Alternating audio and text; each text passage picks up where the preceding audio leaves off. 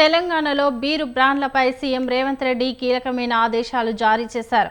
కొత్త కంపెనీల అనుమతుల విషయంలో పారదర్శక విధానం రూపొందించాలన్నారు. ఇకపై చెత్త బ్రాండ్లు, నాసిరకం కంపెనీలకు అనుమతి లేదన్నారు. ఎప్పుడు పడితే అప్పుడు దరఖాస్తులు స్వీకరించవద్దని చెప్పారు. బీర్ల కంపెనీల దరఖాస్తులపై విధానాలు అనుసరించాలని సూచించారు. నోటిఫికేషన్ జారీ చేసి నిర్ణీత వ్యవధిలో దరఖాస్తులు స్వీకరించాలన్నారు. కంపెనీల నాణ్యత, సామర్థ్యం బట్టి అనుమతులు ఇవ్వాలన్నారు. ఎక్సైజ్ ఆదాయానికి గండిపడకుండా సాంకేతిక పరిజ్ఞానం ఉపయోగించుకోవాలని తెలిపారు. కట్టుదిట్టంగా వ్యవహరించాలని సీఎం రేవంత్ ఆదేశాలను జారీ చేశారు.